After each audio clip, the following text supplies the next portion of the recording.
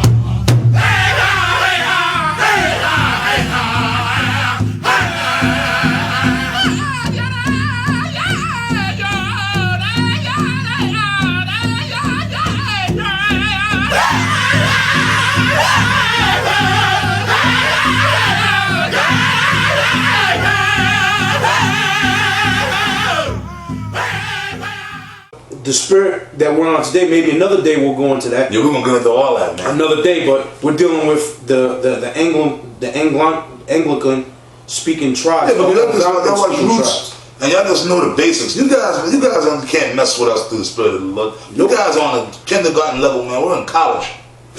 You know what I'm saying? That's the best way to give you the analogy. And you guys are still in kindergarten. You haven't even made it to first grade yet. That's right. Y'all in pre-K, man. And we're about to graduate from college, man. Okay. Oh well, we're not even in college. We're actually the professors. I'm sorry, I'm going off. Yeah, brother. Yeah, we're the professors. We're the guys that's teaching the damn college students, man. Yeah. And you guys are still pre-K students. Yeah, you guys still can't even that can't even pass to make it to the first grade. You can't even finger paint right. That's where you guys are, man.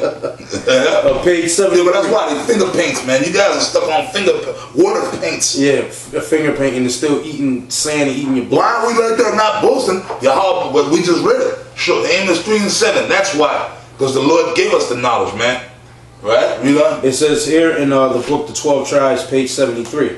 It says, besides what has been observed concerning prefixes and suffixes, there is a remarkable analogy, says Dr. Edwards, between some words of the Mohegan language and the corresponding words in the Hebrew. Look at that. Now the Mohegan are one of the tribes that's up here today, right up here in Connecticut, up there. In Uncasville, Connecticut. In Uncasville, Connecticut, when you go up 95 and you hit, you take 95, you take 395 north. 395 north. You run up to Uncasville. And it brings you right up to the Mohegan Casino, which the Mohegan tribe, which a lot of them guys, you got crackers all mingled in there, but some of them, because when you go to the Mohegan Casino, they have a picture of the tribal council, and they all look like crackers, except for one guy.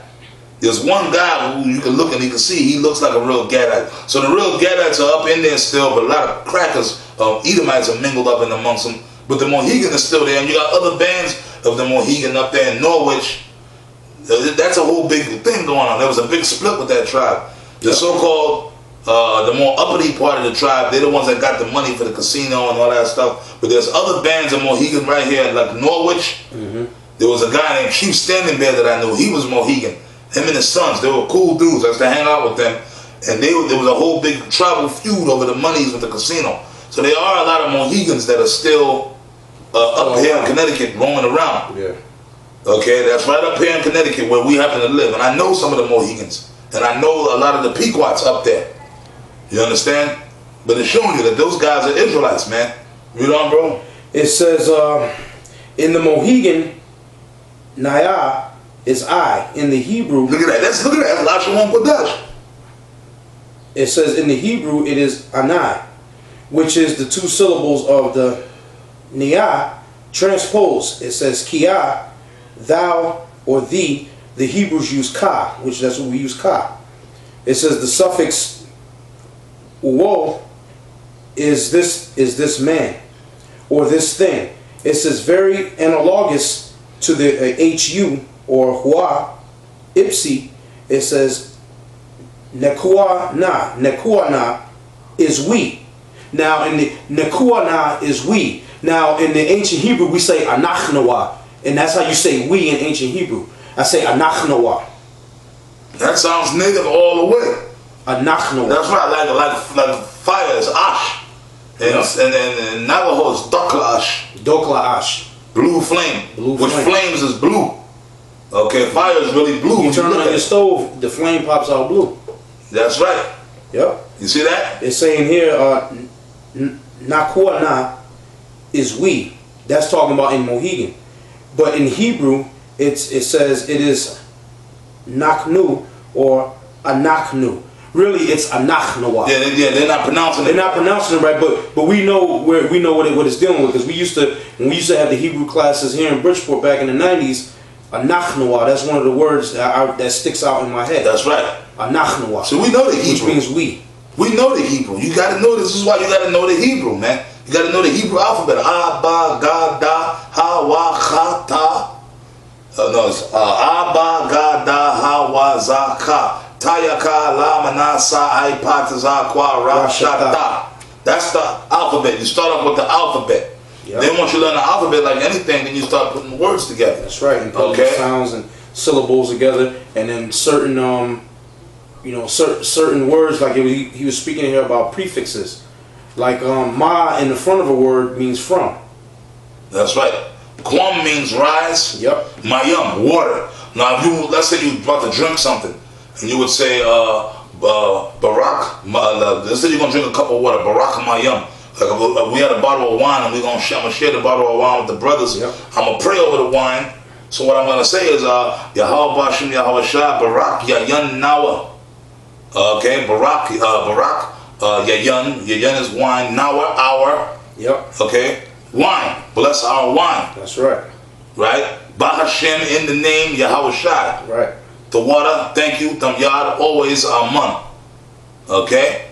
Yep. Tam Yad is always. So you say, Barak, bless.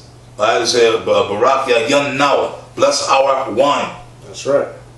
And if you're praying for something, you say, Baba Kusha, Barak, Kazak. Barak is blessed. Kazak, strengthen. Right? If I'm praying for this brother, I'll say, Yahweh Ba'ashem Yahweh Shai, the Most High, in the name of Yahweh Shai, Barak, bless. Wakazak, and strengthen, bless right? Strengthen. This brother Taza Dakba, that's his name, right? I would say Aita, Yum Aita, now, right now. Right. Baba Kusha, please, Baba Kusha, please. Yep. Okay? Now that all sounds like a native dialect. People hear me speaking Hebrew to a brother, they say, hey, you speaking your Indian language? That's what it sounds like. That's what people say. And that's basically, yeah. And I know what I tell them. Because I don't tell everybody what I'm all about. I'll say, yeah, I'm talking to one of my native brothers. Like I might be on the phone with this brother talking, and they hear me salute the brother or something that my woman might hear. Because they know I'm so-called native, but they don't know, because I don't let everybody know what I'm about. Scripture says, don't let your left hand know what your right hand is doing. That's so right. Sometimes we got to be in Clark Kent mode, man. Yep. I don't want to go into it with people. Certain people out in the world that I might know, they don't know that I'm an Israelite and I'm into the truth. If they find out, then they find out. I don't care. Right. But I keep, I move subtly, man, out here in this world. Because people will use that against you. So they'll hear me talking on the phone with a brother, and they'll say, well, damn, what's that? Damn, you speaking is that your native language? I heard you speaking. I said, yeah. Talking to one of my native brothers on the phone. Yeah. Because I'm telling the truth. I am. Because our so-called native language is Hebrew, man. Okay? You know, brother? That was pretty much it in that book. Right? Now these are stars. Let me see that book. There you go. Hold it up. What's the name of this book? It's called the 12 Tribes of Israel. The 10 tribes, which goes back to the Apocrypha. Yep. Right, which we read in the Apocrypha, and this is something that came up. That's the scholar Timothy R. Jenkins. So what he did was he compiled notes and quotes from different people who wrote books, different reverends in New England, hell, in New England, going throughout Jersey, all over. from Pennsylvania to New Jersey, different places from here in New England, accounts from different people that were there and said this is what they observed. So he took it and compiled it and put it in here. That's what this is right here. Yeah, this is a bad book. It speaks about the Peruvian Indians in here, the Mexican Indians. It speaks about Montezuma in here too. It speaks about a whole vast amount of information concerning the 10 tribes of Israel, concerning who they are. So it's in here. Excuse me. So that's the proof. You guys, like I said, the ones of you that can't get this, then so be it. Fine. This is for the people that have the oil, man. This is for those that have ears, as Yahweh Shah would always say.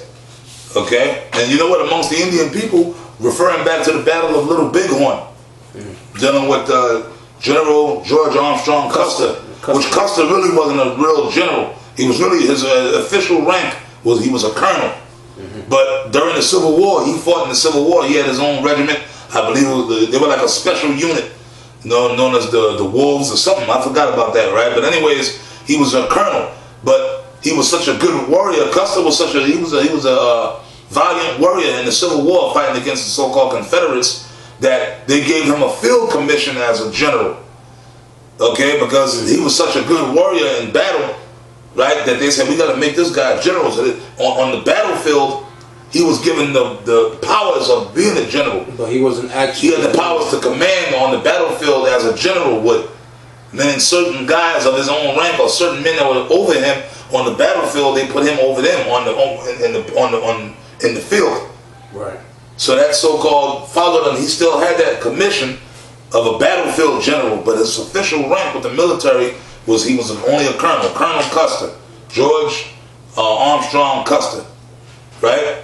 Armstrong, meaning his real name was Armstrong. Armstrong Custer. Okay, but they shortened it and called him George. George Armstrong Custer. But anyways, when Custer came into that expedition going into the Black Hills, which he was led into that expedition to find gold. He was sent by the government to find gold in Indian land, which gold was all into the Black Hills. But anyways, right, when he went in there and he was going to come against Sitting Bull and Crazy Horse, Sitting Bull did a Sundance and he did ceremony a couple of days before the battle. Right? And what happened was Sitting Bull, on the third day, I believe it was, he was given a vision. And in the vision, that was pretty much the Most High, showed soldiers falling from the sky upside down on their horses. Out of the sky, falling into the camp. And then he heard the voice, which that was the Most High, telling Sitting Bull, because Sitting Bull was a prophet. He was the prophet of the time. Crazy Horse was the warrior, Sitting Bull was the prophet. But anyways, the voice told him, I give you these because they have no ears. Meaning that the white man didn't understand not to mess with those Indians on that particular time, at that particular time, because they were going to die. Custer was told that if he went and messed with the Cheyenne or the Indians all up in that region at that time, that he was going to die. He didn't understand it. He didn't get it. He didn't see it. They didn't have the understanding that they were going to be defeated in that particular battle. So that proved. Now in the scriptures, Yahweh Shah always said, who have ears to hear? The voice told Sitting Bull, these have no ears. So that proved that Yahweh Shah was dealing with the so-called native tribes that were here, and that they were Israelites. Alright? The only reason we were taken down because there was time to ask the prophecy in Genesis.